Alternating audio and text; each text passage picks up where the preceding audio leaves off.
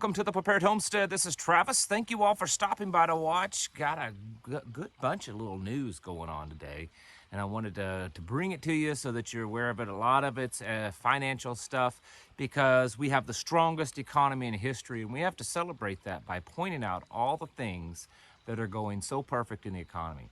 Of course, I know many of you are very focused on tomorrow. I can't really tell you anything else other than we'll just have to wait and see. I've actually had a few people contact me today and ask me, what should we be doing about tomorrow? Well, you know, other than just the normal things that you would do, we just need to wait and see. And we need to be prepared and be ready in case, possibly, maybe, something does happen. And if tomorrow ends and nothing's happened, that doesn't mean that it's over. The Biden administration has been very clear that it's going to take days for this count to happen. So we don't know what's going to happen throughout the whole week. Before I get started, I have a couple of meeting announcements to cover. These are meetings that you folks out there are having, and you send me an email and you say, hey, can you please mention this? And of course, I will do my very best to do that. The first one is in Chesapeake, Virginia. If you are near the Chesapeake, Virginia area, there's an email that's popping up below that you can shoot that person an email. This meeting is on Sunday, November the 13th. Sunday, November 13th, and it starts at 1 p.m. So if you live in the Chesapeake, Virginia area, this is a type of MAG meeting, a prepper meeting, and so you can get a hold of the person there and they can give you all the details. The other one is in Georgia. This is in southeast Georgia, and they're calling this the Freedom Forum. They do these on a fairly regular basis, so if you're in southeastern Georgia, heads up, because this sounds like it's going to be a pretty good one. Looks like that they're going to be at Big Hammock, I think. Is that the area that it's called? This is Saturday, November the 12th. Again, should be an email popping up down here. Email this person if you're in the area and you'd like to participate. I wish I was closer because this sounds like a really fun one. It's an all-day event. Looks like in the morning they'll be doing some pistol and rifle training. In the afternoon, doing some survival type training, fire starter, starting fires, some first aid, and a few other things in the afternoon. So if you're interested in that on Saturday, November the 12th, down in southeast Georgia, please give this person an email, shoot them an email, and you can find out more about it. With all this diesel shortage stuff that we hear about, and the fact that we're just depleting our reserves and we're not producing enough, and then we heard this week that Joe Biden said that we're not going to drill anymore. No more drilling, you know, and so that's going to make things a lot better with this amazingly strong economy that we have. U.S. Strategic Petroleum Reserves have been drained for the 60th consecutive week to its lowest level in nearly 40 years. This year's 33% decline is the largest on record. We've used up 33% of our strategic petroleum reserves in just 1 year. Now, I want to remind you that, number one, this is one of the reasons why gas prices came down at the pump, not because the whole problem's been fixed, but we've been using our oil reserves. These oil reserves are predominantly, therefore, in case we go to war. You know, if we go to war and we need a big boost of oil so that we can keep all those tanks and trucks and planes and everything else and ships running because of a war, we would have it. And I mean, maybe we're going to go to war soon, maybe we're not, but things look pretty crazy on the war front.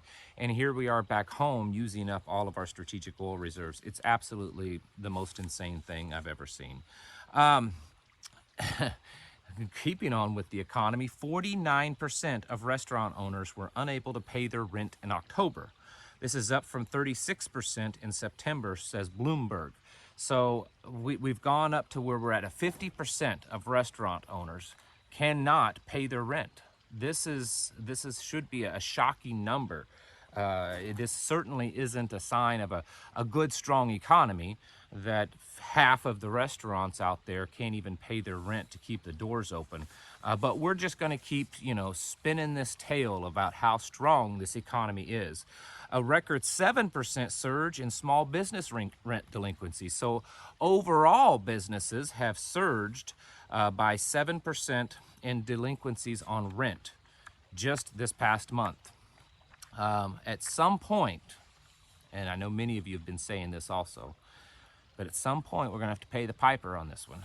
And this economy is just, it's in a tailspin right now.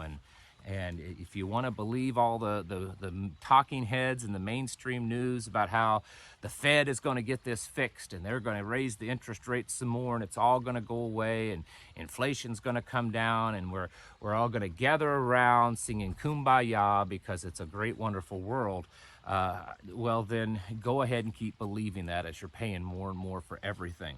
Wells Fargo mortgage staff brace for layoffs as the U.S. loan volumes collapse. So we've been talking about this for a while. The housing market is pretty much in a collapse right now. And because of that, one of the largest banks in the country, Wells Fargo, have announced they're going to be doing a bunch of layoffs. It's interesting. There's been a lot of layoffs lately, and I'm not talking about just Twitter. Facebook has announced that they're laying off thousands, and we're seeing this across the board as we hear these stories about how strong the economy is because employment is in such good condition, even though we're laying off thousands and thousands of people all across the nation. Mayhem Used Car Index, biggest drop since Lehman's and the fifth biggest drop on record. So if you look at this little chart here, it may be difficult to see, but all the way at the very end of that chart on the very right side, you'll see where the numbers, the line goes up, up, up, and in the very last one, it takes a very strong nosedive down. So this is the biggest drop in the used car market since the Lehman Brothers collapse, and it's the fifth biggest one in U.S. history. This is just one other sign of how strong of an economy that we have.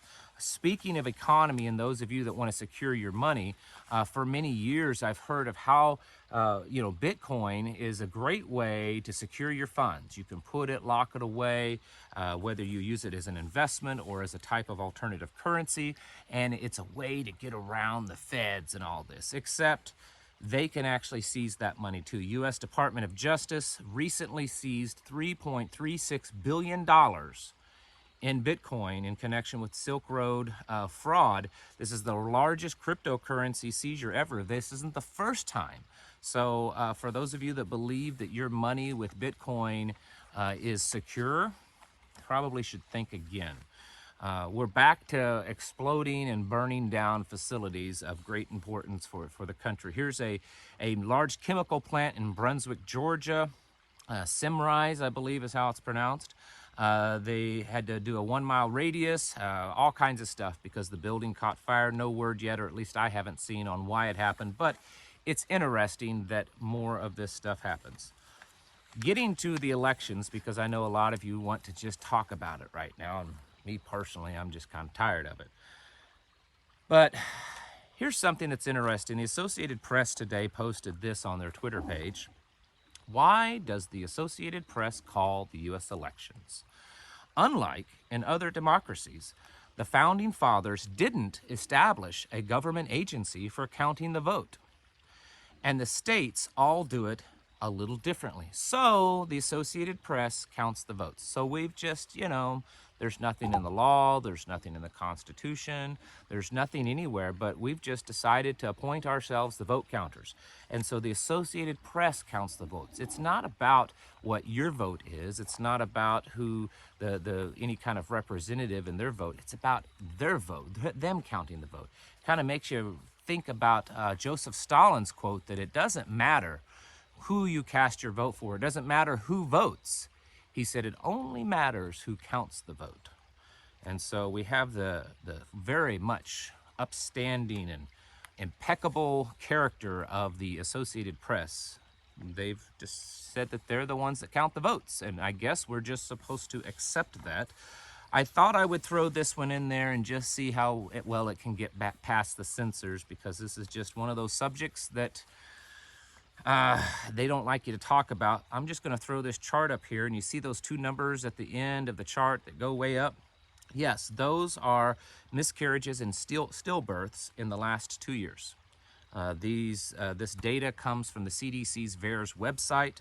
And as you can see, this goes back all the way to 1990, and you can see just little bits. And of course, any stillbirth or miscarriage is tragic and bad, but you see how every year it's just a little bit, and then all of a sudden, strangely enough, in 2021 and 2022, those numbers skyrocketed. I mean, I just can't understand why. I don't know what's happened.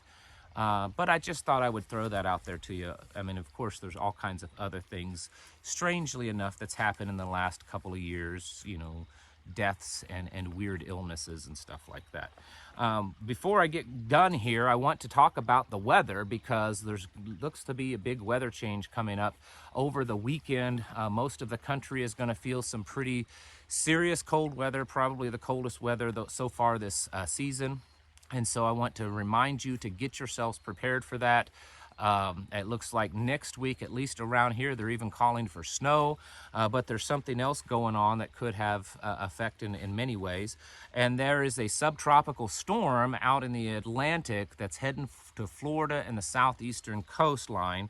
And they're saying that it could eventually make a hurricane. And even if it doesn't, they're expecting it to be a pretty strong subtropical or tropical storm. And here's a map here showing that those areas that are under a warning. Now, why I'm pointing this out is because it has been talked about in the last couple of days that there are 7 states dealing with this diesel shortage that's the most critical.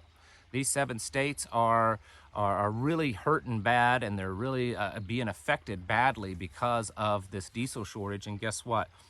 Those 7 states are kind of right in that area. It's the southeastern part of the United States. I believe it's Tennessee, Virginia, Maryland, south of North Carolina, Georgia, right in that area. And this is where that hurricane or tropical storm is headed. So we're just, I guess, icing on the cake or something like that, because these types of storms, and this one has the potential of being a pretty big one, could do a lot of damage. And you have a lot of damage, and you have diesel shortage. You have an increased need for diesel because of potential workers going in there and trying to clear those areas out, you know, more bulldozers and land moving equipment, and electricians and linemen and things like that bringing their equipment in. And there's a shortage already. It's already under a strain. We could see things get pretty bad. It's possible. And so I wanted to bring that to you, along with just the cold weather that looks like it's hitting most of the Midwest, down in the South, all that kind of places. So certainly get ready, folks. Above all, everything that I've said and more here in this video should be a call for you to get your houses in order, to prepare yourselves mentally, physically, and spiritually. Do everything that you can to get your life, your family, and your community ready, because the world is changing, and it's changing at a pretty rapid pace. Thank you all for watching, and I'll catch you in the next video.